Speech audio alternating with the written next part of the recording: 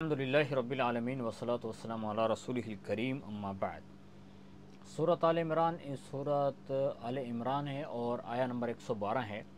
इसमें अल्लाह ताला ने यहूदियों की दुनिया के अंदर ज़िल्लत की वजह को बयान किया है कि ये ऐसी कौम है कि जो हमेशा हमेशा क़यामत तक के लिए ये हमेशा दुनिया के अंदर ज़लील होकर रहेंगे और इनको किसी भी जगह पर एक मुस्तकिल ठिकाना कि जिसमें ये सुकून से रह सकें ऐसा मुमकिन नहीं है। तो उसका अल्लाह की ज़ात ने इस आयत मुबारक के अंदर ज़िक्र फरमाया है, ज़ुरिबत अलैहिमुज़्ज़िल्लतु ऐनमा सुक़िफ़ू इल्ला बिहब्लिम मिनल्लाहि व हब्लिम मिनन्नासि व बाऊ बिग़ज़बिम मिनल्लाहि व ज़ुरिबत अलैहिमुल मस्कना, कि उनके ऊपर ज़िल्लत मार दी गई है। ऐनमा सुक़िफ़ू, जहाँ भी पाए जाएं, यानी मतलब ये है कि दुनिया के किसी भी हिस्से में जाकर ये लोग रहेंगे तो इनको ज़िल्लत का सामना ही करना पड़ेगा। और उसके आगे वजह भी आ रही है, इल्ला बिहब्लिम मिनल्लाहि, हाँ मगर अल्लाह की रस्सी के साथ। अब इसमें यह है कि अल्लाह जल्ल शानु की ज़ात की तरफ से जो अहकामात हैं उनकी वजह से, यानी दो ज़रिए बताए गए हैं कि जिनकी वजह से ये ज़िल्लत से बच सकते हैं। उनमें से एक ज़रिया बिहब्लिम मिनल्लाह, यानी जो अल्लाह की ज़ात ने ईमान वालों को हुक्म दिया है कि जब ईमान वाले कहीं पर लड़ाई के लिए जाएं और वहाँ पर ऐसे काफिर मौजूद हैं कि जो मुसलमानों के साथ लड़ने को तैयार नहीं है, मैदान कारज़ार में आए हुए नहीं हैं, लड़ाई के लिए मैदान जंग में नहीं है, और वो अपनी इबादत गाहों में बैठे हुए वो इबादत कर रहे हैं, अगरचे वो कुफर की हालत में जो इबादत की जा रही है वो उनके काम तो नहीं आने वाली, आखिरत में वो काम नहीं आएगी, लेकिन दुनिया के अंदर अल्लाह की ज़ात ने हुक्म दे दिया कि उसको कत्ल नहीं करें। अब ऐसे ही उस बच्चा जो अभी नाबालिग है, वो बड़ा हुआ ही नहीं, औरत जो मैदान जंग में आकर मुसलमानों के साथ लड़ाई नहीं कर रही है, मुसलमानों को नुकसान नहीं दे रही है, तो उसको भी छोड़ने का हुक्म है कि उसको भी कत्ल ना किया जाए।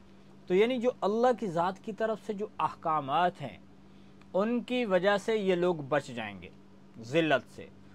एक तो ये वजह, एक ये ज़रिया है इनकी ज़िल्लत से निकलने का, और वह हब्लिम मिनन्नास, और लोगों की रस्सी के साथ। ये मतलब ये है कि लोगों के साथ ताल्लुक़। और दूसरा ज़रिया कि जैसे मसलन ये लोग मुसलमानों के साथ कोई मुआहदा कर लेते हैं कि भाई हम आपको जिज़िया देंगे और हम इस एरिए में आपके मुल्क में रहना चाहते हैं, आप हमें यहाँ पे रहने दें, तो मुआहदे के साथ वो वहाँ पर रह सकते हैं, फिर भी वो ज़िल्लत, यानी ये उनसे ज़िल्लत से बचने का ज़रिया है। लेकिन इनको दुनिया के अंदर किसी जगह पर ऐसा करार नसीब हो जाए कि जहाँ पे टिक कर ये हुकूमत कर सकें और इनको गलबा मिले, ऐसा नहीं होगा। बाकी रही बात कि अभी इसराइल के अंदर तो इनकी हुकूमत है, लेकिन वो हुकूमत उनकी अपनी है ही नहीं, हब्लिम मिनन्नास है, कि अमेरिका की तरफ से, बरतानिया की तरफ से उनके ऊपर पूरे हाथ उन्होंने दिया हुआ है, उनके ज़रिए से वो हुकूमत कर रहे हैं, अपनी तरफ से खुद उनके पास कुछ भी नहीं है। ये इंतहाई दर्जे के बुज़दिल हैं, जैसे कि आगे उसका जिक्र आएगा।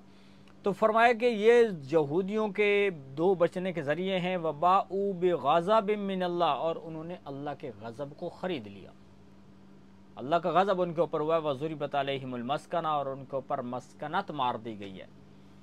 तो ये भी हुई है कि दुनिया के अंदर ज़िल्लत और मस्कनत का इनको सामना करना पड़ेगा। और ज़िल्लत वही होती है कि जब एक बंदे के पास उसका कोई बंदा ताकतवर है, वो उससे माल भी छीन लेता है, उससे जितने भी उसकी इज़्ज़त के असबाब हैं वो सारे उससे छीन लेता है, तो उसके पास बाकी क्या बचेगा, बाकी ज़िल्लत ही बच जाएगी।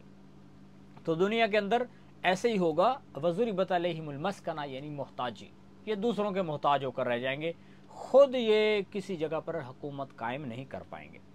ज़ालिका बि अन्नहुम कानू यकफुरून बि आयातिल्लाह, और इसकी यहाँ से वजह बयान की जा रही है। इसकी वजह यह है कि वो कुफर करते थे अल्लाह की आयात का। तो अल्लाह ताला ने कुरान उतारा और इनको अच्छे से पता था अहले किताब को, यहूदियों को, लेकिन ये मानते नहीं थे, तो इसलिए ये इनकी एक वजह बनी, ज़िल्लत का सामना इन्होंने किया। और दूसरा, वयक़्तुलूनल अंबिया बिग़ैरि हक़, और अंबिया को नाहक कत्ल किया।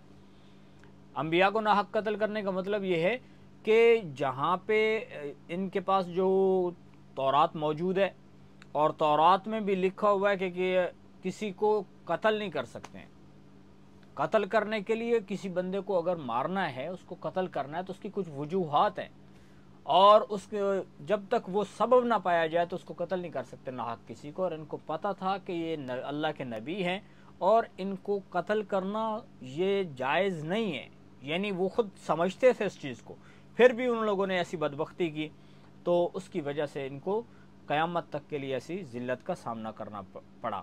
ذالک بان بغیر حق ذالک بما عصوا وکانوا یعتدون، اور یہ اس وجہ سے کہ وہ نافرمان تھے یعنی نہ اللہ کی نافرمانی کرتے تھے، وکانوا یعتدون، اور حد سے تجاوز کر جاتے تھے.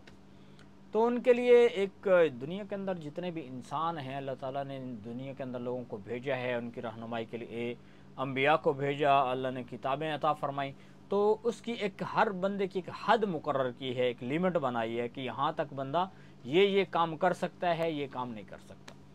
تو ان لوگوں کو بھی اس چیز کا پتہ تھا، اس کے باوجود نافرمانی کرتے تھے، تو اس کی وجہ سے دنیا کے اندر ہمیشہ کے لیے ذلیل ہو کر رہ گئے.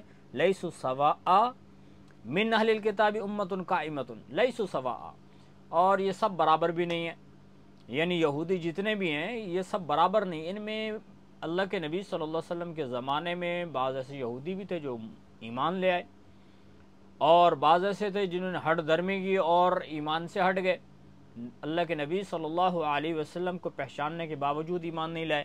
تو یہ سب برابر نہیں ہیں، بلکہ من اہل الکتاب امۃ قائمہ، ان میں سے ایک ایسا گروہ بھی ہے، ایک ایسی جماعت بھی ہے قائمہ جو قائم ہے، یعنی سیدھے راستے پر چلنے والے ہیں. یتلون آیات اللہ، وہ اللہ کی آیات کو تلاوت کرتے ہیں، آنا اللیل، رات کے وقت میں. تو یہ اس وقت جو ہے صحابہ کرام رضوان اللہ علیہ مجمعین کا ایک یعنی زندگی گزارنے کی ایک ترتیب تھی. اللہ کی ذات نے ان کو توفیق عطا فرمائی تھی، وہ رات کو کھڑے ہو کر اللہ کے قرآن کی تلاوت کیا کرتے تھے، اور دن کو تو وہ جیسے قرآن کی مختلف آیات میں اللہ تعالیٰ نے ان کا تذکرہ فرمایا ہے.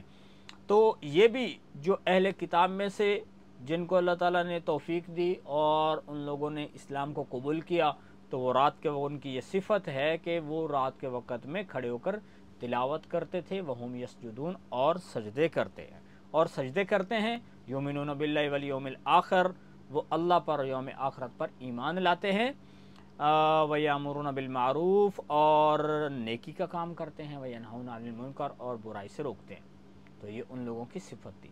اور جتنے صحابہ کرام رضوان اللہ علیہ مجمعین ہیں، اللہ تعالیٰ نے ان کو یہ صفت عطا فرمائی تھی. اور چونکہ یہ کام یامرون بالمعروف وینہون عن المنکر یہ پوری امت کے ذمے ہے، یعنی کہ اس وقت کے لوگوں کے ذمہ تھا، بلکہ پوری امت کے ذمہ ہے کہ انہوں نے یہ کام کرنا ہے. تو ان لوگوں کی یہ صفات تھی. وَيُسَارِعُونَ فِي الْخَيْرَاتِ، اور نیکی میں جلدی کرتے ہیں. جب بھی کوئی نیکی کا کام کرنا ہو تو اس میں پہلے وہ حاضر ہو جاتے ہیں. وَأُولَئِكَ مِنَ الصَّالِحِينَ، اور یہ وہ لوگ ہیں جو نیک لوگ ہیں، یہ بھی نیک لوگوں میں سے ہیں. تو یہ اللہ تعالیٰ نے ان لوگوں کی صفات بیان کی ہے، یعنی یہودی سب برابر نہیں ہیں. بعض ایسے تھے جو بدبخت نکلے، اور بعض ایسے تھے جن کو خوشبختی ان کے کام آ گئی اور انہوں نے اللہ کے نبی کے اوپر ایمان لائے. وَمَا يَفْعَلُوا مِنْ خَيْرٍ فَلَنْ يُكْفَرُوا، اور جو وہ نیکی کرتے ہیں، کوئی بھی بھلائی کرتے ہیں، فَلَنْ يُكْفَرُوهُ، وہ پس ہرگز اس کی ناقدری نہیں ہوگی، ناقدری نہیں کی جائے گی. یعنی اللہ تعالیٰ یکفر، اصل میں کفر کہتے ہیں کہ کسی چیز کو چھپانا، تو یا کسی چیز یعنی کفر کہتے ہیں ناشکری کو. لیکن یہاں پر جو فرمایا جا رہا ہے کہ جب یہ لوگ کوئی بھی نیکی کا کام کرتے ہیں تو ان کی اس نیکی کا جو کام ہے اللہ تعالیٰ اس کی ناقدری نہیں کریں گے، بلکہ اس کی قدر یہ ہے کہ اس کا بدلہ ان کو ملے گا. واللہ علیم بالمتقین، اور اللہ جاننے والا ہے متقین کو. تو کون کون ایسا ہے دنیا کے اندر جو تقوی اختیار کیے ہوئے، تو جس کے دل کے اندر اللہ کا خوف ہے اور یوم آخرت کا خوف ہے، جس کے دل کے اندر نبی پاک صلی اللہ علیہ وسلم کے اوپر نازل ہونے والے دین کی اہمیت موجود ہے، تو اللہ کی ذات اس کو اچھے سے جانتے ہیں. ان الذین کفروا لن تغنی عنہم اموالہم، باقی رہی بات کہ جو لوگ کافر ہیں، بے شک وہ لوگ جنہوں نے کفر کیا، لن تغنی عنہم اموالہم، تو ان کے کام نہیں آئے گا ان کا مال ولا اولادہم، نہ ان کی اولاد، من اللہ، اللہ کے سامنے، شیئا، کچھ بھی۔ دنیا کے اندر ایک بندہ بہت سارا مال جمع کر لیتا ہے یا اس کی اولاد ہے، جس وقت یہ آخرت میں جائے گا تو چونکہ اس نے دنیا کے اندر کفر کیا ہے، تو جو بندہ کافر ہے اس کے پاس ایمان نہیں ہے، تو چاہے جتنا ہی مال ہو یا اس کی جتنی بھی اولاد ہو اس کے کام نہیں آنے والی۔ وہاں پہ بچنے کا صرف ایک ہی راستہ ہے اور ایک ہی سبب ہے، اور وہ ہے ایمان۔ جس کے پاس ایمان ہے، عمل صالح ہے، یہ انسان بچ جائے گا۔ ایک بندے کے پاس ایمان ہے، اعمال صالحہ کم ہے، لیکن پھر بھی اس کے بچنے کے چانس ہیں کہ اللہ تعالیٰ اپنی رحمت سے جنت میں اس کو داخل کر دے۔ اور جس کے پاس ایمانی سرے سے نہیں ہے، وہ جتنے بھی دنیا کے اندر اچھے کام بھی کرتا رہے تو اس کا بدلہ دنیا میں تو ملے گا، لیکن آخرت میں اس کو نہیں ملنے والا ہے۔ وَأُولَئِكَ أَصْحَابُ النَّارِ، یہی آگ والے لوگ ہیں، یعنی جہنمی ہیں، ہم فیہا خالدون، اس میں ہمیشہ ہمیشہ کے لیے رہیں گے۔ مَثَلُ مَا يُنْفِقُونَ فِي هَذِهِ الْحَيَاةِ الدُّنْيَا، باقی رہی بات کہ بس اوقات دنیا کے اندر ہم دیکھتے ہیں کہ کافر لوگ جو ہیں، کفر کرنے والے، اور ایسے ہی اس وقت کے جو یہودی بھی تھے جو ایمان نہیں لائے، اب یہ لوگ بس اوقات دنیا کے اندر اچھے کام بھی تو کرتے ہیں، تو کیا ان کے اچھے کام جو دنیا میں انہوں نے کیے ہیں اور انہوں نے اللہ کے نام پہ کچھ خرچ کر دیا، غریبوں کی مدد کی، پیسہ لگایا، تو کیا ان کے کام آئے گا یا اس کو اوپر ان کو کچھ فائدہ ہونے والا ہے آخرت میں؟ تو اللہ کی ذات نے فرمایا اس کی مثال ایسے ہے، مثل ما ينفقون، مثال اس کی جو وہ خرچ کرتے ہیں اس دنیا کی زندگی میں، ایسے ہے اس کی مثال، مثل ریح فیہا سر، جیسے کہ ہوا اس میں سخت سردی ہو، یعنی ایسی ٹھنڈی ہوا ہو جس میں ہر چیز جو ہے وہ ایک دفعہ تو ختم ہو جائے، یعنی ایسی سردی کی جس کو برداشت نہ کیا جا سکے، تو سر، اس میں سخت سردی ہو ہوا میں، اصابت حرث قوم، پہنچی وہ سخت سردی والی ہوا حرث قوم کی کھیتی کو، ایسی قوم ظلموا انفسہم، جنہوں نے اپنے اوپر ظلم کیا، فاہلکتہ، پس اس سردی والی ہوا نے ان کی اس کھیتی کو تباہ کر دیا۔ تو اب اس کو کیا فائدہ ہوا بھائی؟ کچھ بھی فائدہ نہیں ہوا۔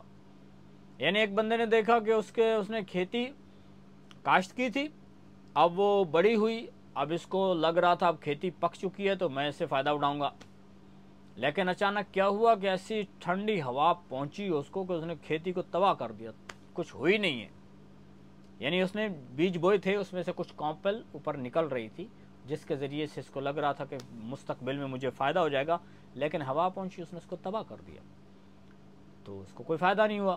تو جو لوگ اللہ کے نام پہ جو لوگ خرچ تو کرتے ہیں دنیا کے اندر، لیکن وہ ایمان نہیں لائے، وہ کفر کی حالت میں پیسہ بھی خرچ کر رہے ہیں، تو دنیا میں تو اس کا ان کو فائدہ ہو جائے گا، لیکن آخرت میں ان کو کچھ بھی فائدہ نہیں ہوگا۔ جیسا کہ ایک ایسا بندہ جس نے کھیتی کاشت کی تھی اور لیکن اس نے اپنے ظلم کیا تھا، مطلب یہ ہے کہ وہ نافرمان تھا اللہ کی ذات کا، اور اس کو دنیا کے اندر اس کے اوپر عذاب آ گیا اور وہ اس کی کھیتی ہلاک ہو گئی۔ وما ظلمہم اللہ، اور اللہ ان کے اوپر ظلم نہیں کرتا، اور اللہ نے ان کے اوپر ظلم نہیں کیا، ظلم فعل ماضی ہے، ظلم نہیں کیا، ولکن انفسہم یظلمون، لیکن وہ خود اپنے اوپر ظلم کرتے ہیں۔ کہ دنیا کے اندر اللہ تعالیٰ نے دونوں راستے دکھا دیے ہیں، اما شاکرا و اما کفورا، کافر بن جاؤ یا مسلمان بن جاؤ۔ اللہ تعالیٰ نے تو ہدایت کا راستہ بھی بتا دیا ہے اور گمراہی والا راستہ بھی بتا دیا ہے، اب آگے انسان کی اپنی مرضی ہے۔ یا ایھا الذین آمنوا لا تتخذوا بطانة من دونکم لا یعلونکم خبالا، یہاں سے مسلمانوں کو کافروں کے ساتھ تعلق کس حد تک ان کو رکھنا چاہیے اس کے بارے میں اللہ تعالیٰ نے یہاں پہ اصول ذکر فرمایا ہے، اور ایمان والوں کو یہ فرمایا ہے کہ تمہیں کافروں کے ساتھ کس حد تک تعلق رکھنے کی اجازت ہے۔ تو اللہ تعالیٰ فرماتے ہیں ایمان والو، نہ بناؤ بیتانہ، گہرا دوست، اپنوں کے سوا، من دونکم، اپنوں کے سوا، لا یعلونکم، نہیں کمی کریں گے وہ تم سے خرابی کی۔ اب اس آیت مبارکہ کے متعلق ہمیں سمجھنے کے لیے جو اس آیت مبارکہ کا آپ شان نزول بھی کہہ سکتے ہیں، اور یعنی یہ آیت ہمیں سمجھنے کے لیے صحابہ کرام رضوان اللہ علیہم اجمعین کے آپ صلی اللہ علیہ وسلم کے دور کی طرف جانا پڑے گا، کہ جب یہ آیت مبارکہ نازل ہو رہی تھی تو उस वक़्त में औस और खज़रज ये दो ऐसे कबीले हैं कि जिनका यहूदियों के साथ बहुत गहरा ताल्लुक़ था। और जब अल्लाह के नबी सल्लल्लाहु अलैहि वसल्लम मदीनतुल मुनव्वरा में तशरीफ़ ले गए तो वहाँ पे ये लोग आपस में घुल मिल के रहते थे। अल्लाह के नबी सल्लल्लाहु अलैहि वसल्लम के जाने के बाद इनको तौफीक हो गई ईमान की, औस और खज़रज को। हालांकि ये अहले किताब नहीं थे, और अहले किताब तो यहूदी थे, उनको चाहिए था कि वो ईमान ले आते, लेकिन वो ईमान नहीं लाए। तो ये दो कबीले जब मुसलमान हो गए तो उसके बाद भी चूँकि इनके पहले उनके साथ ताल्लुकात रहे थे, तो बाद में भी ये लोग एक दूसरे के साथ मिलते थे, एक दूसरे के पास उठते बैठते थे। और चूँकि यहूदी अब ये मुसलमान हो चुके थे तो इनसे बड़ी दुश्मनी रखते थे। उनके दिल में ये बात उनके दिल में जमी हुई थी कि ये लोग अब मुसलमान क्यों हो गए, इनको चाहिए था कि हमारी पार्टी में ही रहते। तो इसकी वजह से उनको बड़ा बुग़्ज़ था मुसलमानों के साथ। तो फिर वो हर वक्त कोशिश करते थे कि मुसलमानों के कोई भी राज की बात इनकी ली जाए और फिर उसके ज़रिए से इनको नुकसान पहुंचाया जाए। तो अल्लाह ताला ने फरमाया, ऐ ईमान वालों, इन अपनों के सिवा जो दूसरे लोग हैं उनसे दोस्ती महदूद रखो। बिताना, उनको करीबी दोस्त मत बताओ। बिताना असल में बतन से लफ्ज़ निकला हुआ है, और ये ऐसे होता है जैसे कि एक चीज़ ज़ाहिर होती है, एक बातिन होती है। हम इसको यूँ कह सकते हैं कि जैसे कंबल है, इसका एक उसका ऊपर का हिस्सा है, एक उसका अंदर का हिस्सा है। या ऐसे कह सकते हैं जैसे ये कपड़ा पहना हुआ है, इसका एक ऊपर का हिस्सा है, एक अंदर का हिस्सा है। तो मतलब जो जिस्म के साथ चिपका हुआ होता है। तो मतलब ये बिताना उस दोस्त को कहते हैं कि जिसको बंदा हमराज़ी बना ले, यानी अपनी हर बात ही उससे उसको बताता फिरे। तो अल्लाह ताला ने फरमाया कि ऐसा उनको दोस्त मत बनाओ कि कहीं ऐसा ना हो कि तुम अपनी मिल्लत और अपनी हुकूमत की जो राज की बातें हैं कहीं वो भी तुम उनको बताना बैठो और बाद में वो उसकी वजह से तुम्हें नुकसान पहुंचाएं। और चूंकि वो लोग तो करते ही थे, यहूदियों को तो जलन थी कि ये लोग मुसलमान हुए क्यों हैं, और वो हर वक्त कोशिश में लगे रहते थे कि इनको नुकसान दें। तो इसलिए फरमाया कि उनके साथ ताल्लुक़ एक हद तक है।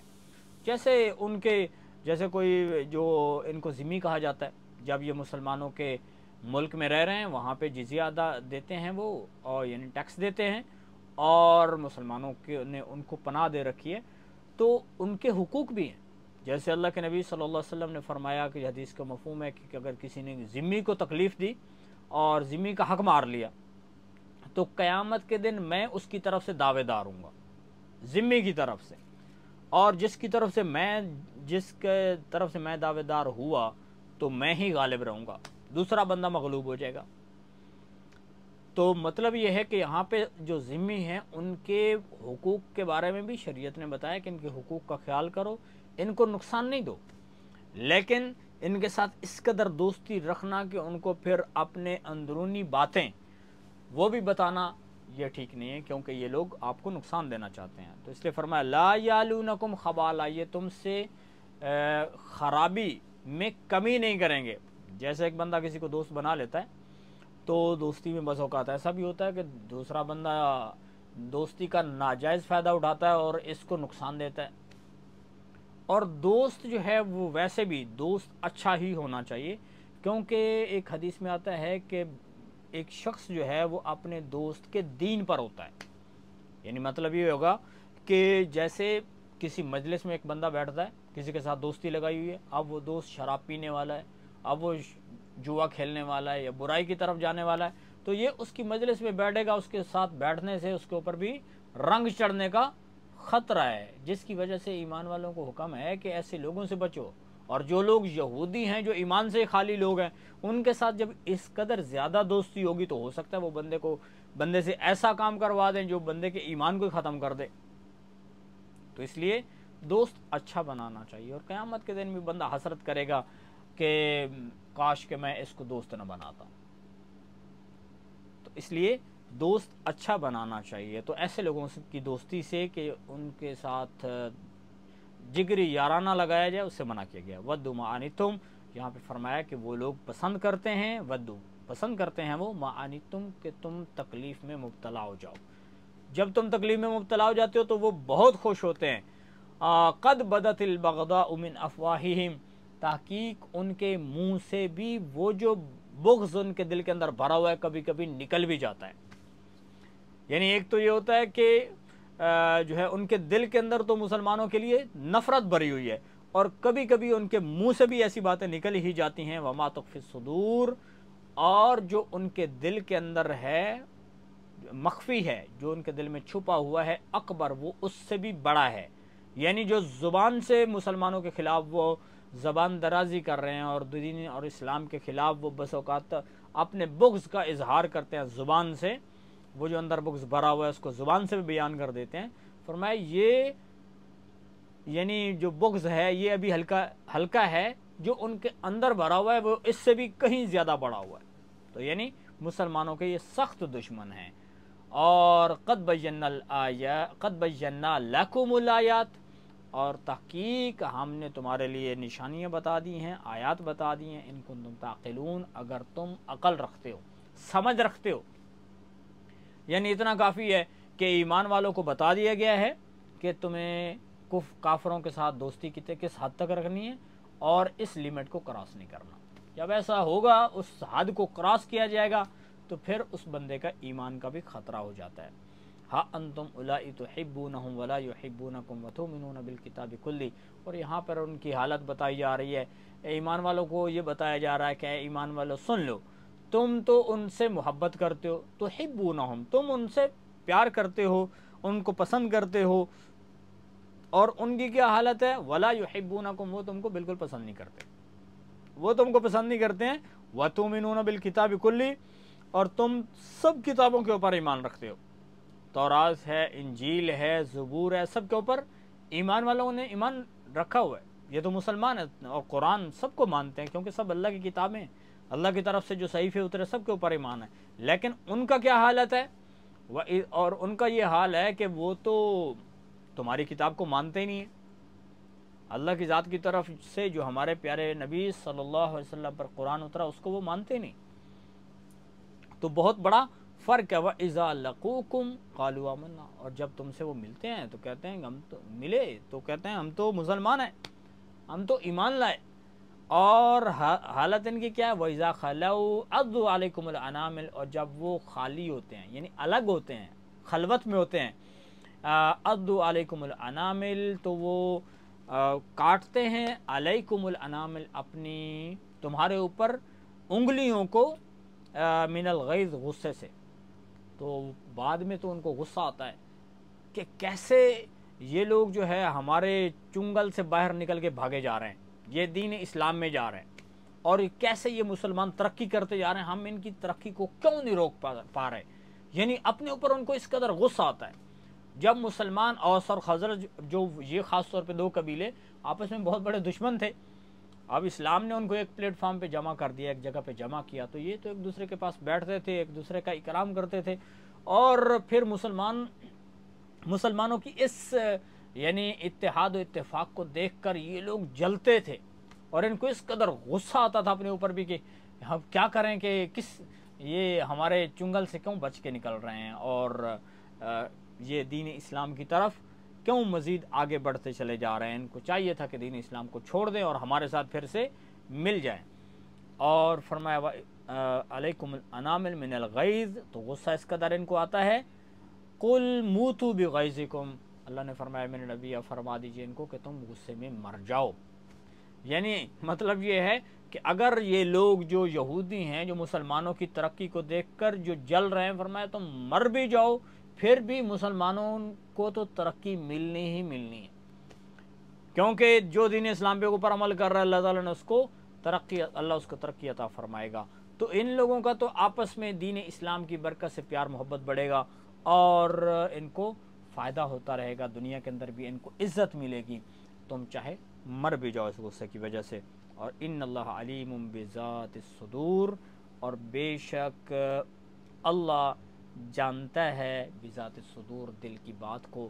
تو جو ان کے دلوں کے اندر جو بات چھپی ہوئی ہے اللہ اس کو جانتا ہے. اور ایمان والوں کو اس کی ترغیب دے دی گئی کہ تم نے کیا کرنا. ان تمسسکم حسنۃ تسؤہم، اگر تم کو کوئی نیکی پہنچتی ہے تسؤہم، تو ان کو بہت برا لگتا ہے. اور وَإِن تُصِبْكُمْ سَیِّئَةٌ، اگر تم کو کوئی تکلیف پہنچ جائے تو یفرحوا بہا، تو وہ خوش ہو جاتے ہیں اس کے اوپر۔ یعنی مسلمانوں کو اگر کوئی یعنی خوشی پہنچتی ہے، مثلا وہ دشمنوں کے اوپر غالب آ گئے، انہوں نے کسی علاقے کو فتح کر لیا اور لوگ مسلمان ہو گئے، تو ان لوگوں کو بہت غصہ آتا ہے، تو ان کو تکلیف ہوتی ہے اس کی وجہ سے کہ کیوں ایسا ہو رہا ہے، کہ کیوں ترقی کرتے جا رہے ہیں۔ اور اگر ان کو کوئی تکلیف پہنچ جائے تو اس کے اوپر فرمایا کہ ان لوگوں کو خوشی ہوتی ہے کہ اچھا ہوا ان کا نقصان ہو گیا۔